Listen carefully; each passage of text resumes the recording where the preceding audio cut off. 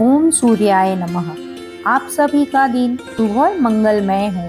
भगवान सूर्य नारायण हम सभी पर अपनी कृपा सदैव बनाए रखें। ज्येष्ठ मास की यह तपोमय यात्रा अब अपने अंतिम पड़ाव पर पहुंच रही है, जहां शोर नहीं, शब्द नहीं, केवल मौन की भाषा बोलती है आत्मा। संसार को देखना सरल है, किंतु स्वयं को देखना वही तो सच्चा साधक बनता है। आज का दिन आत्मचिंतन का है, जहां भारी संसार फीका लगने लगता है और भीतर का दीपक स्वयं जल उठता है। ऐसे पावन क्षण में हम नमन करते हैं, हे माधव, हे प्रभाकर, हमें अंतर्मुखी बनने का वर दो, जहां हम अपनी कमियों को स्वीकार करें, अपने भीतर की रोशनी को पहचानने और आपके मार्ग पर निःशब्द चलते जाएं। अब आइए कथा के उस चरण की ओर बढ़ते हैं, जो न केवल बाहर सुनने की है, बल्कि भीतर से अनुभव करने की भी है। आज का मातम्य। इससे पहले के अध्याय में आपने राजा राज्यवर्धन की कथा सुनी थी कि किस प्रकार एक दिन उनके सिर में तेल लगाते समय उनकी पत्नी ने उनके सर से एक पका हुआ बाल देख लिया और इसके बाद राजा वनवास लेने की बात करने लगे, अर्थात तपस्या करने के लिए वन में जाने की बात करने लगे, जिसे सुनकर उनकी पत्नी और प्रजा बहुत परेशान हो गई, क्योंकि राजा ने पूरे 7000 वर्ष तक अपनी प्रजा का पालन बहुत अच्छे से किया था। उनके वन में जाने की बात सुनकर प्रजाजन कहने लगी कि अब हमारा पालन कौन करेगा, इसलिए आप हे राजन वन में मत जाइए और ऐसा कोई प्रयास कीजिए जिससे इस जगत को कोई कष्ट ना हो। इसके बाद मंत्रियों, सेवकों, वृद्ध नागरिक और ब्राह्मणों ने मिलकर एक सलाह की कि अब यहाँ क्या करना चाहिए। राजा राज्यवर्धन बहुत ही धार्मिक थे, उनके प्रति सब लोगों का अनुराग था, प्रेम था, इसलिए सलाह करने वाले लोगों ने यह निश्चय किया कि अब हम सब लोग एकाग्रचित और भली भांति ध्यान परायण होकर तपस्या द्वारा भगवान सूर्य की आराधना करके इन महाराज के लिए आयु की प्रार्थना करें। इस प्रकार निश्चय करके कुछ लोग अपने घरों पर विधि पूर्वक अर्घ्य उपचार आदि उपहारों से भगवान भास्कर की पूजा करने लगे। दूसरे कुछ लोग मौन रहकर ऋग्वेद, यजुर्वेद और सामवेद के जाप से सूर्योदय को संतुष्ट करने लगे। अन्य लोग निराहार रहकर नदी के तट पर निवास करते हुए तपस्या के द्वारा भगवान सूर्य की आराधना में लग गए। कुछ लोग अग्निहोत्र करते हुए दिन रात सूर्य सूक्त का पाठ करते और कुछ लोग सूर्य देव की ओर दृष्टि लगाकर खड़े रहते। सूर्य देव की आराधना करने के लिए इस प्रकार प्रयास करने वाले उन लोगों के समीप आकर सुदामा नामक गंधर्व ने कहा, हे ब्राह्मण, अगर आप लोगों को सूर्य देव की आराधना अभिष्ट है तो ऐसा कीजिए जिससे भगवान भास्कर प्रसन्न हो सके। आप लोग यहाँ से शीघ्र कामरूप पर्वत पर जाइए। वहाँ गुरु विशाल नामक वन है, जिसमें सिद्ध पुरुष निवास किया करते हैं। वहीं पर एकाग्रचित होकर आप सभी सूर्य देव की आराधना करें। वह परम हितकारी सिद्ध क्षेत्र है, वहाँ आप लोगों की सभी मनोकामनाएं पूर्ण होगी। सुदामा की यह बात सुनकर वे सभी ब्राह्मण फिर गुरु विशाल वन में चले गए। वहाँ उन्होंने सूर्य देव का पवित्र और सुंदर मंदिर देखा।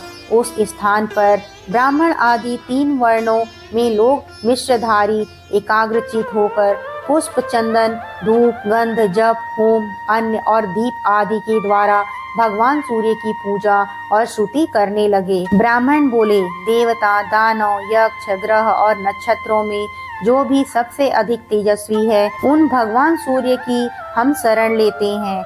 जो देवेश्वर भगवान सूर्य आकाश में स्थित होकर चारों ओर प्रकाश फैलाते हैं तथा अपनी किरणों से पृथ्वी और आकाश को व्याप्त किए रहते हैं, उनकी हम शरण लेते हैं। आदित्य, भास्कर, भानु, सविता, दिवाकर, उषा, अरिमा, स्वर, भानु तथा दीप्त, दीप्ति, यह जिनके नाम हैं, जो चारों युगों का अंत करने वाले काल, अग्नि स्वरूप हैं, जिनकी ओर देखना भी कठिन है, जिनके प्रलय के अंत में भी गति है, जो ज्ञानेश्वर अनंत रक्त पीत सिद्ध और औषित है, ऋषियों के अग्निहोत्र तथा यज्ञों के देवताओं में जिनकी स्थिति है, जो अक्षर परम गुहा तथा मोक्ष के उत्तम द्वार है, जिनके उदय अस्तमन रूप रथ में छंदों के अश्व जुड़े हुए हैं और जो उस रथ पर बैठकर मेरु की परिक्रमा करते हुए आकाश में विचरण करते हैं, अनरथ और रथ दोनों ही जिनके स्वरूप हैं, जो भिन्न भिन्न पुण्य तीर्थों के रूप में विराजमान हैं, एकमात्र जिन पर इस विश्व की रक्षा निर्भर है, जो कभी चिंतन में भी पूरी तरह नहीं आ सकते, उन भगवान भास्कर की हम शरण लेते हैं, जो ब्रह्मा, महादेव, विष्णु, प्रजापति, वायु, आकाश, जल, पृथ्वी, पर्वत, समुद्र, ग्रह, नक्षत्र और चंद्रमा आदि हैं, वनस्पतियां, वृक्ष और औषधियां जिनके ही स्वरूप हैं, जो व्यक्त और अव्यक्त प्राणियों में स्थित हैं, उन भगवान सूर्य की हम शरण लेते हैं। ब्रह्मा, शिव तथा विष्णु के जो रूप हैं, वह सब के सब आपके ही हैं। जिनके 3 स्वरूप हैं, वे भगवान भास्कर हम पर प्रसन्न हों। जिन अजन्मा जगदीश्वर के अंग में यह संपूर्ण जगत स्थित है तथा जो जगत के जीवन है, वे भगवान सूर्य हम पर प्रसन्न हों। जिनका एक परम प्रकाशमान रूप ऐसा है जिसकी ओर प्रकाश पुंज की अधिकता के कारण देखना कठिन हो जाता है, तथा जिनका दूसरा रूप चंद्रमा है जो अत्यंत सौम्य है, वह भगवान भास्कर हम पर प्रसन्न हो। इस प्रकार भक्ति पूर्वक श्रुति और पूजन करने वाले उन ब्राह्मण पर 3 महीने में भगवान सूर्य प्रसन्न हुए। वे अपने मंडल से निकलकर उसी के समान कांत धारण किए नीचे उतरे और अत्यंत तेजस्वी होते हुए भी उनके सामने प्रकट हो गए। तब उन लोगों ने अजन्मा सूर्य देव के स्पष्ट रूप का दर्शन करके भक्ति से विनीत होकर उन्हें प्रणाम किया। उस समय उनके शरीर में रोमांच और कंपन हो रहा था। वे बोले, हे सहस्त्र किरणों वाले सूर्य देव, आपको बारंबार प्रणाम है। आप सबके हेतु हैं, संपूर्ण जगत के विजय केतु हैं। आप ही सबके रक्षक, पुंज संपूर्ण यज्ञों के आधार तथा योग्य वेताओं के ध्येय हैं। आप हम पर प्रसन्न हो। सुमंतु मुनि कहने लगे, हे राजन, तब भगवान सूर्य ने प्रसन्न होकर सब लोगों से कहा, हे ब्राह्मणों, आपको जिस वस्तु की इच्छा हो वह मुझसे मांग लीजिए। यह सुनकर ब्राह्मण आदि वर्णों के लोगों ने उन्हें प्रणाम करके कहा, अंधकार का नाश करने वाले भगवान सूर्यदेव यदि हमारी भक्ति से प्रसन्न हैं, तो हमारे राजा राज्यवर्धन निरोग, शत्रु विजय, सुंदर केशव से युक्त तथा स्थिर यौवन वाले होकर 10,000 वर्षों तक जीवित रहे। तब तथास्तु कहकर भगवान सूर्य अंतर्धान्य हो गए। वह सब लोग प्रसन्न होकर महाराज राज्यवर्धन के पास लौट आए और सूर्यदेव से मिले वरदान की सारी बातें विस्तार से सुनाई। यह सुनकर रानी मानिनी अत्यंत प्रसन्न हुई, परंतु राजा कुछ देर तक चिंतित हो गए और मौन रहे।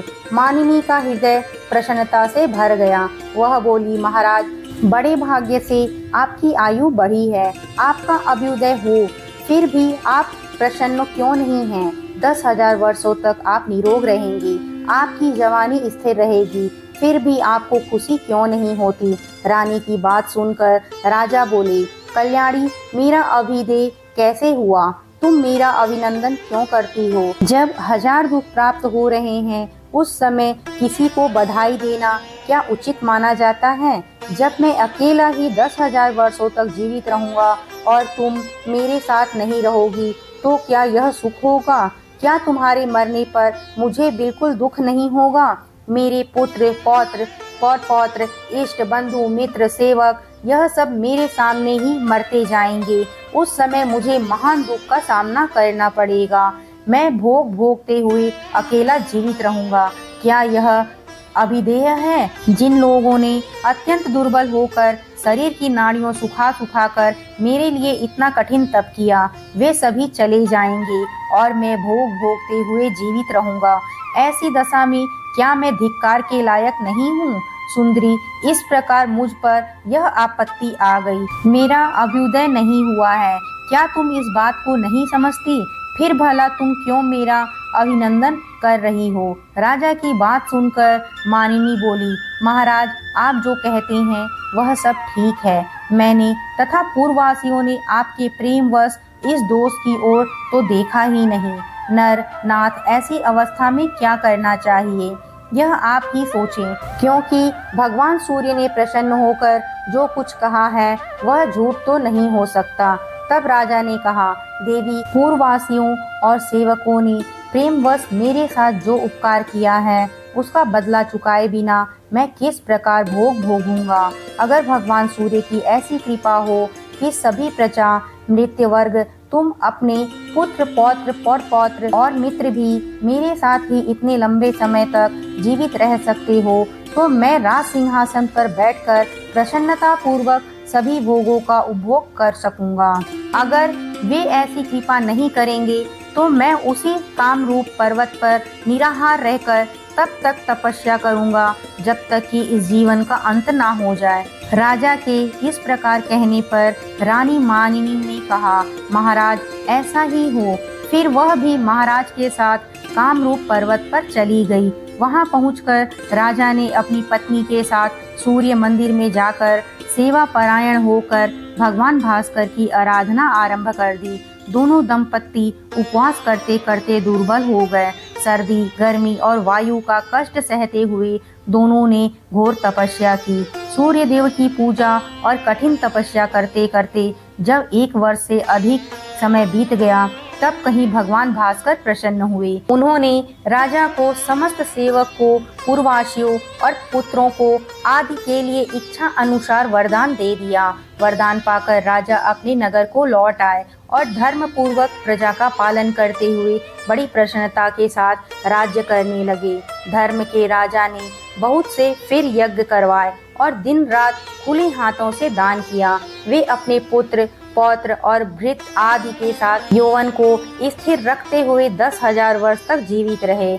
उनका यह चरित्र देखकर भृगवंशी प्रमिति ने विस्मित होकर यह गाथा गाई कि अहो भगवान सूर्य के भजन की कैसी शक्ति है, जिससे राजा राज्यवर्धन अपने तथा स्वजनों के लिए आयुधन बन गए। जो मनुष्य ब्राह्मणों के मुख से भगवान सूर्य के इस उत्तम महामंत्र का श्रवण तथा पाठ करवाता है वह 7 रात के किए हुए सभी पापों से मुक्त हो जाता है। मुनि कहने लगे, राजन, सूर्य देव के जिस मंदिर में इस समूचे महात्म्य का पाठ किया जाता है वहाँ भगवान सूर्य अपना सानिध्य कभी नहीं छोड़ते। इसलिए अगर तुम्हें महान पुण्य की प्राप्ति अभिष्ट हो तो सूर्य देव के उस उत्तम महात्म्य को मन ही मन धारण करके और जप करते रहना। जो सोने की सींग और अत्यंत सुंदर शरीर वाले दुग्ध देने वाली गाय का दान करता है और जो अपने मन को संयम में रखकर 3 दिनों तक इस महात्म को सुनता है,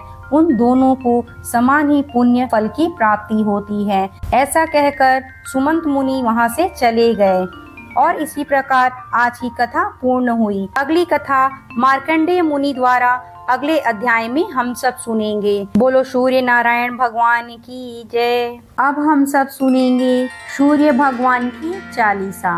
कनक बदन कुंडल मकर मुक्ता माला अंग पद्मासन स्थित ध्याये शंख चक्र के संग। जय सविता जय जयति दिवाकर सहस्त्रांशु सप्ताश्वति मिरहर भानु पतंग मारीचि भास्कर सविता हंस सुनूर विभाकर विश्ववान आदित्य विकर्तन मार्तंड हरि रूप विरोचन। अंबर मणि खग रवि कहलाते वेद हिरण गर्भ कहगाते। सहस्त्रांशु प्रद्योतन कहीं कहीं मुनिगण होत प्रसन्न मोद लही। अरुण सृदृश सारथी मनोहर हाकत है साता चढ़ी रथ पर। मंडल की महिमा अति न्यारी तेज रूप केरी बलिहारी। ऊंचे श्रवा सदृश है ज्योति देखी पुरंदर लज्जित होते। मित्र मारीचि भानु अरुण भास्कर सविता सूर्य अर्क खग कलिहर पुषा रवि आदित्य नाम ले हिरण गर्भार्य नमः कहीं के द्वादश नाम प्रेम सो गावे मस्तक 12 बार नवावे चारि पदारथ सो जन पावे दुख दारिद्र अग पुंज नशावे नमस्कार को चमत्कार यह विधि हरिहर को कृपाशार यह सेवे भानु तुम ही मन लाई अष्ट सिद्धि नव निधि तेहि पाई 12 नाम उच्चारण करते सहस जन्म के पातक टरते उपाख्यान जो करते तव जन रिपु सो जम लहते शित ही छन शुत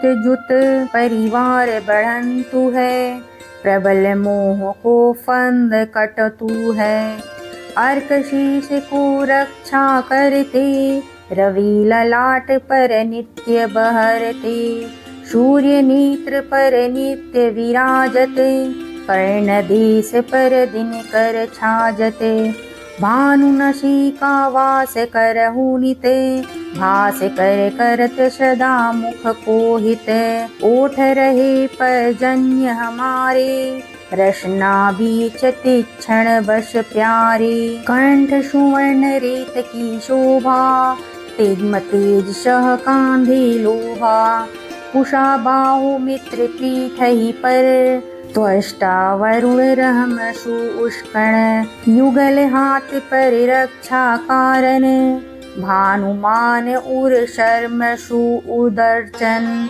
बसत नाभि आदित्य मनोहर कटी मंस हंस रहत मंद मुंद भर जंघा गोपति सविता बासा गुप्त दिवाकर करत हुलासा विश्ववान पद की रखवारी बाहर बसते नित तमहारी सहस्त्रांशु सर्वांग समहारे रक्षा कवच विचित्र विचारे अस जो जन अपनी न माही भय जग बीज करहु तेहि नाही दरिद्र कुष्ठ तेहि कबहु न व्यापे जो जन या को मन मह जापे अंधकार जग का जो हरता नौ प्रकाश से आनंद भरता ग्रह ग्रसीना मिटावत जाही कोटि बार में प्रणवोताही